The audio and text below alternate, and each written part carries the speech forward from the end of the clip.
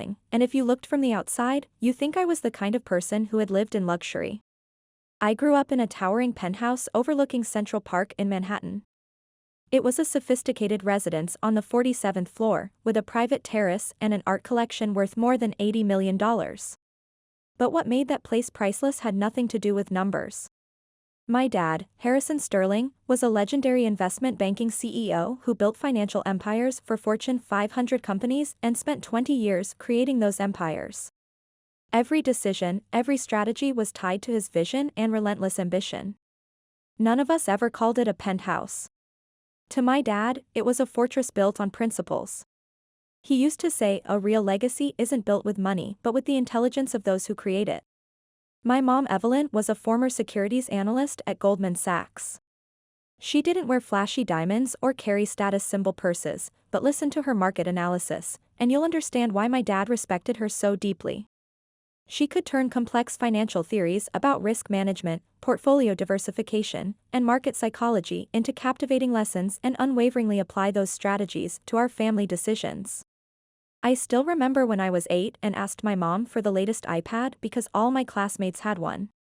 She just smiled and asked, "Would you like to learn how to earn it yourself with your own investment strategy?" So I started studying company reports, tracking stock movements, even helping analyze my parents' quarterly portfolios. It took nearly 4 months to generate enough returns from my small practice account. When I finally bought the device with my earnings, my mom said, "You didn't just purchase something, you learned the real power of financial independence." Even though my family controlled enormous assets, my parents chose to send me to a prestigious private school where my friends had no idea about the kind of deals my parents closed every day. I rode in the family car, ate lunch from the school cafeteria, and never flaunted expensive accessories. One time when I was invited to a classmate's house, my mom reminded me, "Veronica, don't mention our investments unless someone asks. Let your intellect be what people remember, not your family's portfolio." I learned to live strategically in a world where people assumed I had everything, but the truth was I was taught that the most valuable asset isn't a trust fund or stock options.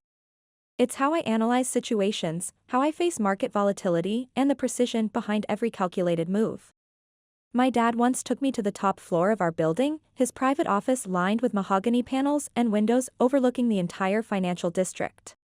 He stood there, arms crossed, looked at me and said, "Veronica, one day this empire will be yours, but remember that doesn't mean you belong to money. Let your worth come from what you build, not what you inherit." I was too young to fully grasp his words back then, but looking back, every lesson feels burned into the neural pathways of my mind. That penthouse wasn't just a place to live. It was a constant reminder that nothing is more powerful than strategic thinking and calculated risk, especially in a world where greed constantly threatens to destroy everything.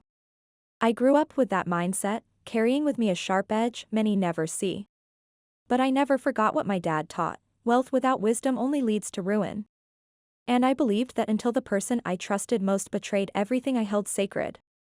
Living strategically in a wealthy family was the best way to avoid judgment, but sometimes discretion invites people to fabricate stories about you. When I was 16, something happened that completely changed how I saw friendship and financial manipulation. I was a junior at Whitmore Academy, an elite prep school full of ambition and competition. I had a close group of 3 friends, Brianna, Savannah, and Kendall. Savannah was the most calculating, always scheming, always probing, and the first to ask Veronica, "Is it true your family owns half of Manhattan? A private jet too?" I gave a measured smile and deflected. I didn't want my friends to see me as a target. I enjoyed our study sessions in the library, our strategic discussions about college applications, and I genuinely believed what we had was authentic. Then Brianna's investment portfolio crashed. It was a mock trading account her father had set up for her birthday, and she had proudly shown it during economics class. She asked me to review her strategy. I still remember the sinking feeling in my stomach when I realized her positions were fundamentally flawed and would lose everything. The account went red. Brianna stared at the screen, not crying, but her hands shook. I immediately offered to help analyze what went wrong and find a recovery strategy. That evening I told my mom.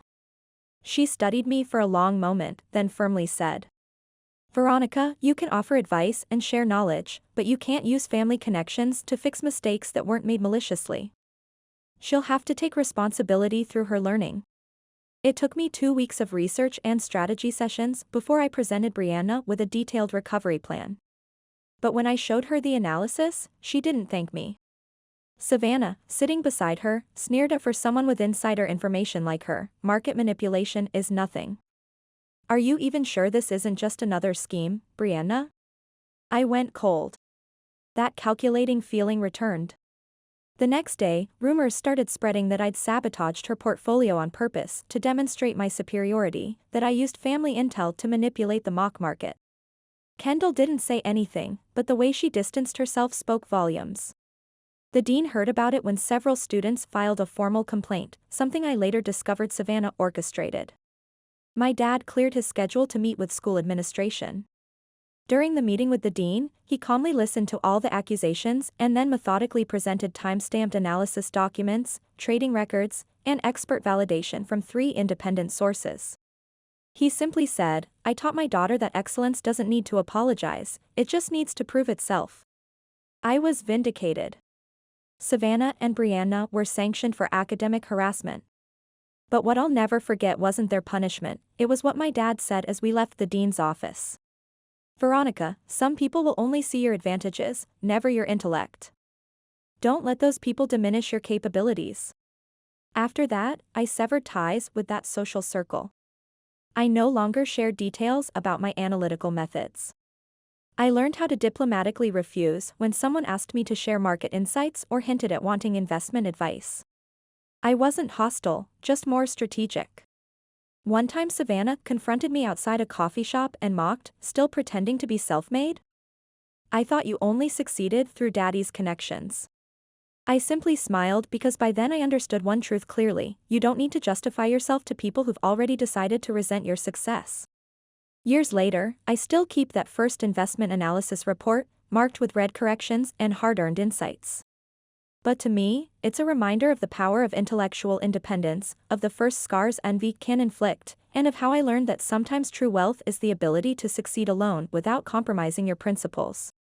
I met Marcus when I was 33 at a charity auction in the Hamptons where I was attending as a philanthropic board member. He was one of the bidders in the front section and the only one confident enough to approach me after the event. "Is there a balance between strategic giving and genuine social impact?"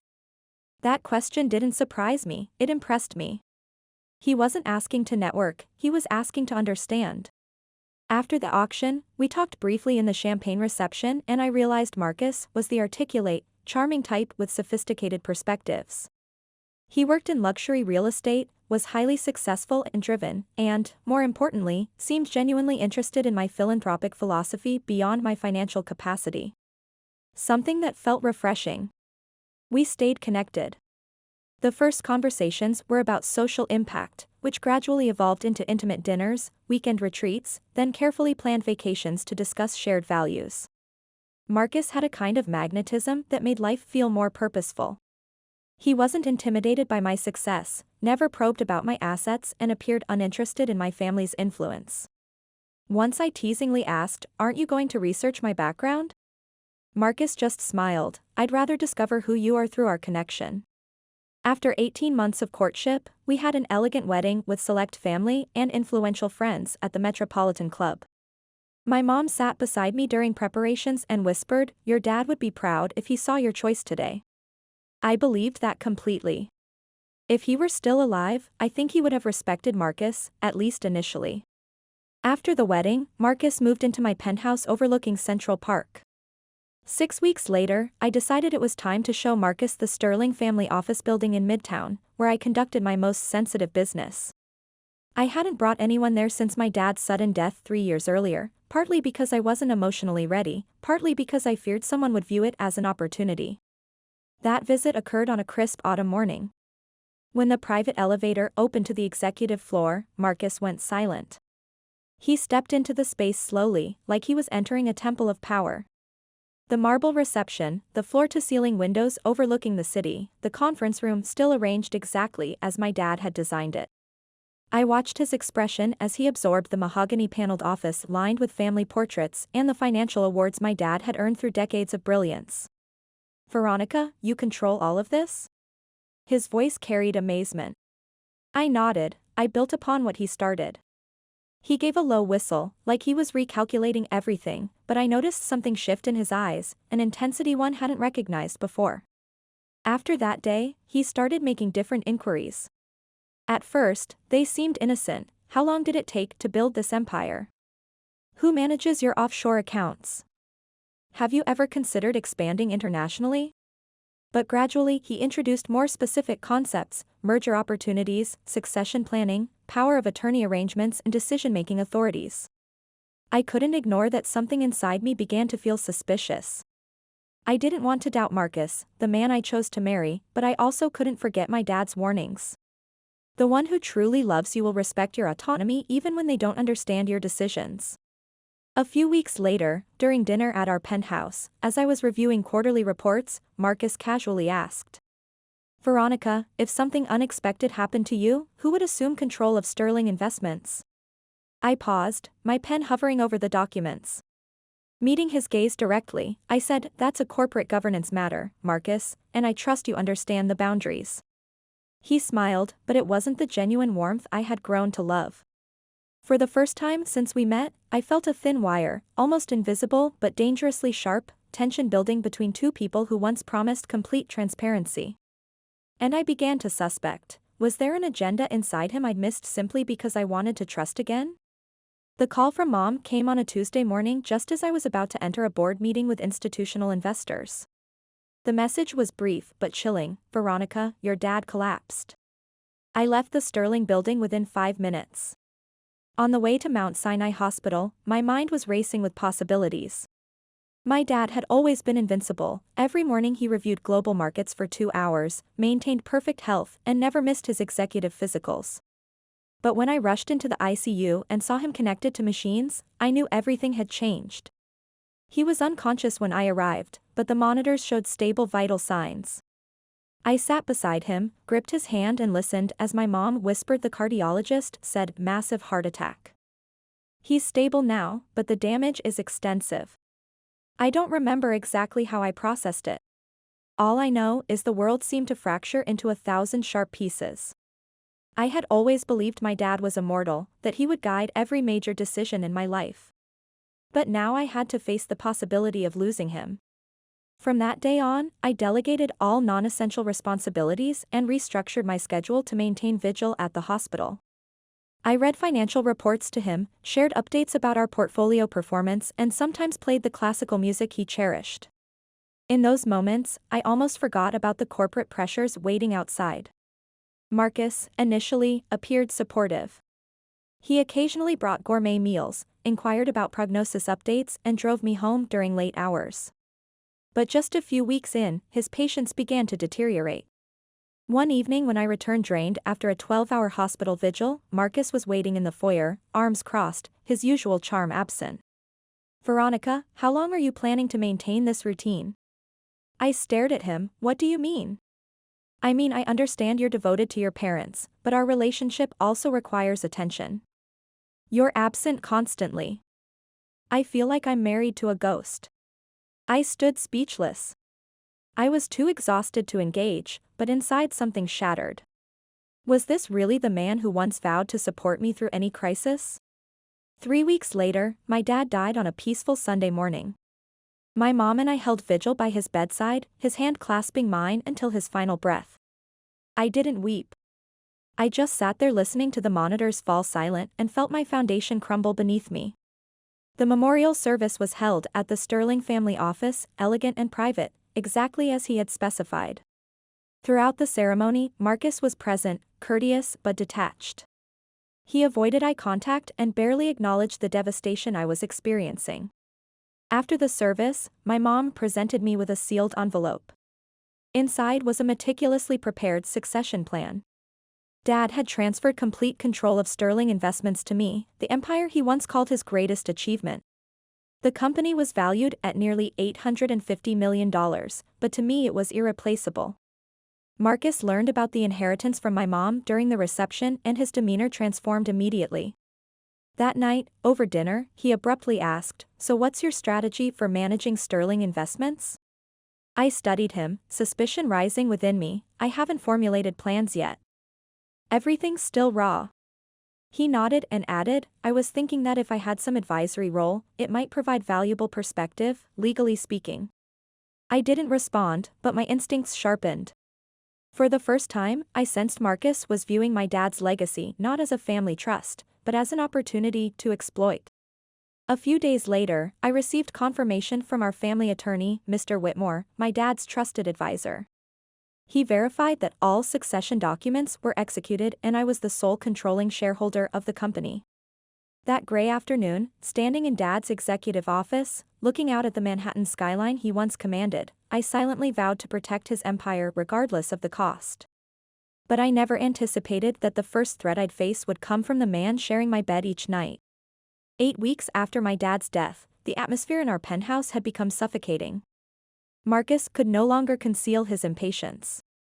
He started interrogating me relentlessly about Sterling Investments' operational structure, and despite my consistent deflections, he persisted with the same inquiries.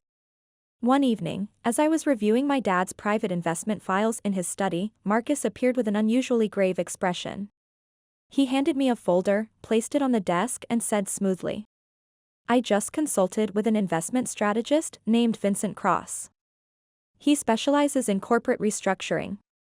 I think we should establish joint decision-making authority to streamline future operations." I stared at him. "Marcus, what are you suggesting? Why would the ownership structure need modification?" He shrugged, feigning innocence. "We're married, Veronica. Partnership means shared responsibility, right? It's just strategic planning."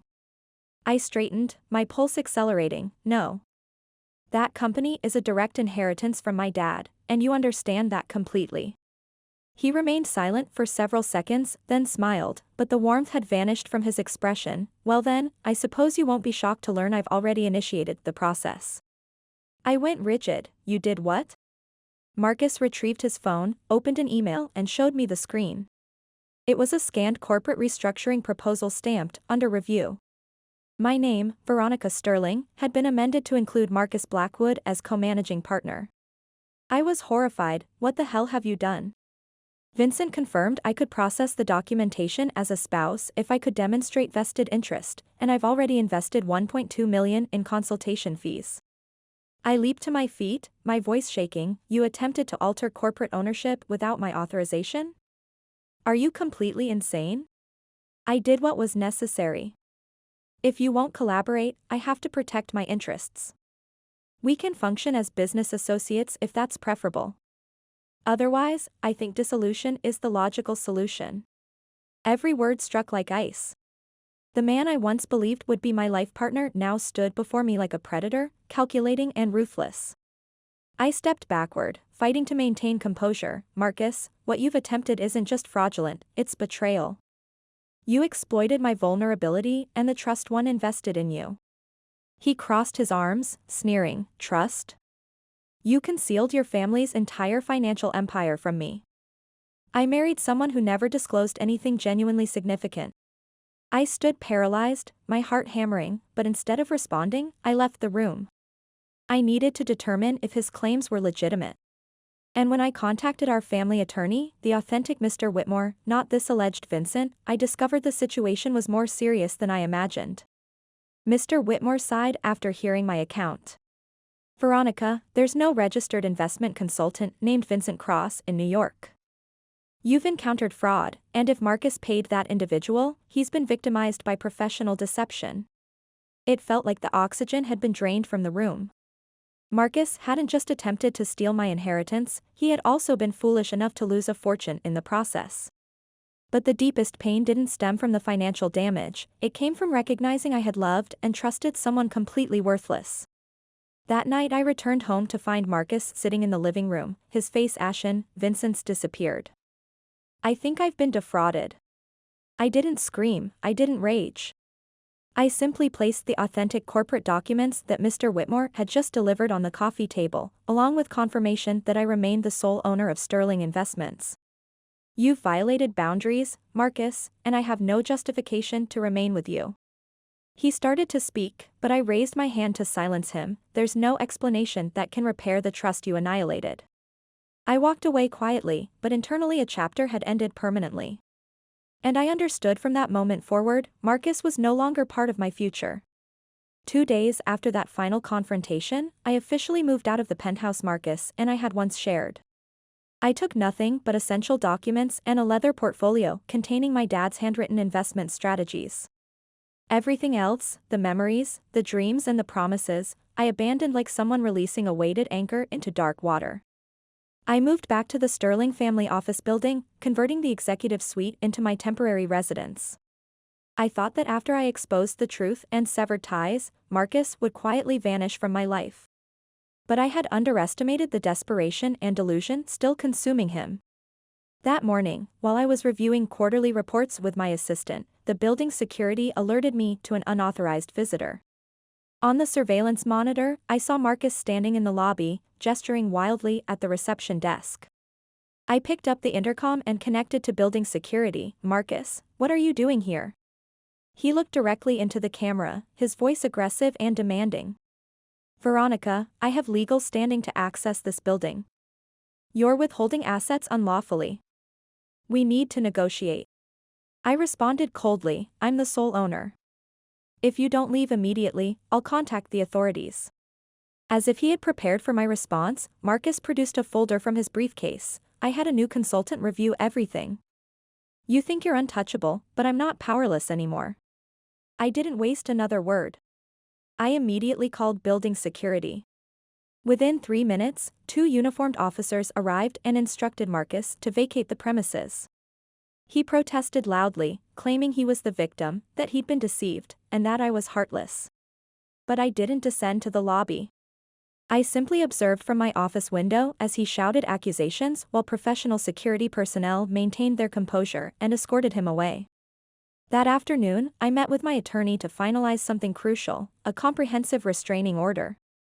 I refused to live with the anxiety that Marcus might appear unexpectedly, alternating between manipulation and intimidation. Just as we completed the paperwork, my phone chimed. A message from an unknown contact appeared. Marcus lost $1.2 million to Vincent Cross. Cross is a known fraudster, not licensed anywhere. The message came from a former colleague in the financial sector who had once collaborated with Marcus on a development project. It turned out that the consultant Vincent Cross, whom Marcus had blindly trusted, was actually a sophisticated swindler. He had been investigated repeatedly for impersonating financial professionals and exploiting the desperate. Marcus had transferred him an enormous sum, $1.2 million, to expedite the ownership restructuring, only to receive expertly forged documents that nearly convinced even experienced attorneys. I should have felt satisfied, but honestly, I felt nothing. Marcus had hurled himself into destruction, and only he could save himself now. That evening, I sat alone in my dad's private study, soft lighting illuminating the mahogany desk. I opened the center drawer and retrieved the final letter Dad had written before his death, his distinctive, confident handwriting providing comfort simply by existing.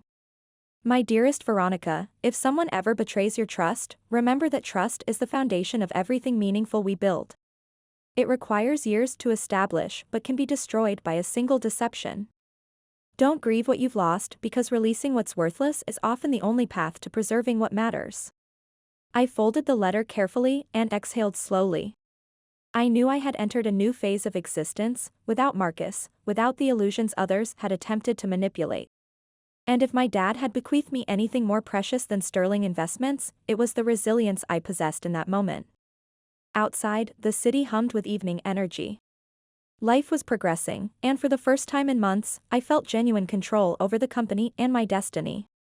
Our divorce proceedings concluded more rapidly than anticipated, perhaps because Marcus no longer possessed the resources to contest. He had no legal representation, no assets, and most critically, no credibility remaining with me. We executed the documents at a discreet law firm in Midtown Manhattan. No one recognized my identity or history in this location, drastically different from our elegant, joy-filled wedding at the Metropolitan Club just 18 months prior. Marcus said virtually nothing during the signing. He simply stared downward, exhaustion evident in his features, his signature shaking slightly. When the final notarization was complete, I stood first. I hope you eventually find authentic purpose. That was all I could express without compromising my emotional boundaries again. I returned to Sterling Investments and expanded its operations by converting my dad's former conference room into a strategic planning center. After supporting me through the transition, my mom began pursuing personal interests, attending art exhibitions, consulting on philanthropic initiatives, and maintaining daily fitness routines. The building, once heavy with loss, was gradually revitalizing. Then came the anniversary of my dad's death. We organized a modest memorial, inviting close associates, longtime business partners and family friends who had known our organization for decades. Everything was meticulously arranged, from the memorial display in the boardroom to elegant floral arrangements throughout the executive floor. As the ceremony commenced, I noticed an unexpected figure outside the building entrance. It was Marcus. He appeared more haggard than our last encounter, his clothing disheveled, his posture defeated, and his expression hollow. He pressed his palm against the glass when he saw me observing, as if wordlessly appealing. I activated the intercom but maintained professional distance. "Why are you here, Marcus?" He spoke with difficulty. "I wanted to express regret to you and his memory. I know I don't deserve consideration, but I need you to understand I've lost everything." I studied him, keeping my voice controlled. "You had opportunities to preserve something valuable, but you chose to sacrifice everything for greed. I was manipulated, I was foolish, I understand that now." The memorial music began inside. I breathed deeply, then responded decisively. "Today honors my dad. This isn't your opportunity for absolution. If you retain any respect for me or his legacy, please leave." Marcus acknowledged but remained stationary. He retreated several steps, his expression conveying final, desperate hope. "I'm not requesting forgiveness, just don't despise me." I remained silent, not from hatred, but because I had no emotions remaining to invest. I gestured to building security. They understood immediately, emerging discreetly without creating disturbance. One officer spoke quietly to Marcus and guided him away from the entrance. I didn't observe his departure. I returned inside where everyone waited, where my dad's portrait presided over the gathering surrounded by white orchids and soft candlelight. The ceremony continued. No one referenced Marcus's appearance, as if he had never approached our building. But within me, something concluded permanently, not the relationship, but the final remnants of regret. That evening, I sat alone in the executive lounge my dad had designed for private reflection. Outside, Manhattan's lights sparkled against the darkness. I prepared a cup of premium coffee and watched the city pulse below. I reflected on Marcus, how he had infiltrated, manipulated, and then departed my life like a financial crisis, devastating, chaotic, destabilizing everything I had considered secure. But ultimately, markets recover, and portfolios rebuild stronger. The building thrives, my mom radiates confidence every morning, and I finally rest peacefully. When autumn arrived and the Manhattan skyline sharpened with crisp air, I knew it was time to write a new chapter in my life. The grief over my dad had transformed into purposeful memory, and the wounds from Marcus were finally healing. One early morning, as my mom and I reviewed quarterly reports in the executive conference room, she suddenly said, "Veronica, do you think we could transform Sterling Investments into something more meaningful for others?" I looked at her, initially puzzled, then understood her vision. She wasn't suggesting we sell or dilute the company. She meant expanding its purpose. I once heard my dad say, "A successful business isn't just for generating profit, it's for creating positive impact." And now, as my life entered a new phase, perhaps Sterling Investments needed broader purpose too, something beyond pure financial returns. We started by renovating the buildings and used floors. I converted them into educational spaces with modern technology, collaborative workstations, and sophisticated presentation equipment. The executive floor was redesigned to host financial literacy seminars with interactive learning stations and comfortable seating arrangements. My mom, who excelled at curriculum development, assumed leadership of our educational initiative. She named the program Sterling Academy, honoring my dad's legacy. We recruited experienced financial educators to ensure our content met professional standards for teaching investment fundamentals. A former boardroom became a mentorship center. News spread rapidly through professional networks. The first workshop focused on retirement planning for young professionals. Then a nonprofit organization booked Sterling Academy for comprehensive financial training for their staff. The gratitude in participants' eyes as they mastered investment concepts, the confidence they gained through practical exercises, and the transformation from financial anxiety to empowerment all confirmed that I had chosen correctly. And for the first time in months, I felt genuinely fulfilled. No more isolated decision-making, no more corporate politics, just eager students and the satisfaction of meaningful education. I also resumed personal writing, documenting investment strategies, analyzing my dad's methodologies, and processing lessons from my failed marriage, not for publication, but for clarity. Remarkably, the building, once shadowed by loss, had become a center of growth. Each morning, Mom and I toured the facilities, reviewing curriculum materials. We planned upcoming seminars, selected guest speakers for specialized topics, or simply discussed market trends while observing student progress. Our professional relationship deepened significantly. We were no longer just family members sharing space, we were genuine collaborators, partners. One day, while analyzing enrollment statistics, my mom thoughtfully asked, "What do you think your dad would say about what we're accomplishing now?" I smiled, watching sunlight illuminate the financial district through our windows. I believe he'd be proud because we're fulfilling his vision of using success to elevate others. We maintained careful growth parameters. We accepted maximum 50 students per month to ensure personalized attention and quality instruction. Every instructor was rigorously vetted, selected not only for expertise but for genuine commitment to student success. Sterling Investments was no longer merely a wealth management firm, but a catalyst for financial empowerment. I had previously thought loss meant ending, but it actually represented transformation, one that helped me discover a more purposeful, authentic version of myself. Sterling Academy continued hosting workshops, mentorship programs, and specialized training for individuals seeking financial independence. And me? I remained actively involved, growing more confident and satisfied with each program we delivered. At the end of that autumn, as the last golden leaves in Central Park began to fall, I received an unexpected email. The sender, Marcus. The subject line read simply acknowledgement. It took me almost 15 minutes to open it, not because I felt anger, but because I wasn't certain I wanted to know anything more about him. But curiosity prevailed, and I read. "Veronica, thank you for ending everything when you did." It forced me to confront myself and face realities I never had the courage to acknowledge. I found work at a financial counseling center in Albany. I help people who've been bankrupted or defrauded find direction again. Maybe because I hit bottom, too, I have the patience to listen genuinely. I'm not asking for forgiveness, but I hope you know the qualities you once saw in me weren't entirely fictional. Wishing you all the success you've always deserved, Marcus. I closed the laptop and sat quietly by the executive window where I could see the entire financial district transitioning to evening. I didn't weep, and I didn't celebrate. I just felt a release inside me, as if the final burden had been lifted after a long, strategic campaign. Knowing Marcus was pursuing a more genuine path didn't make me want to revisit the past, but it helped me believe that sometimes destruction can be the catalyst for reconstruction.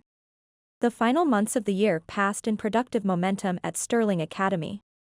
We launched our first comprehensive investment course with advanced curriculum, portfolio theory, risk analysis, and hands-on trading simulations. The lead participant, a young entrepreneur from Boston, told me after graduation, "You didn't just teach us finance, you gave us financial freedom."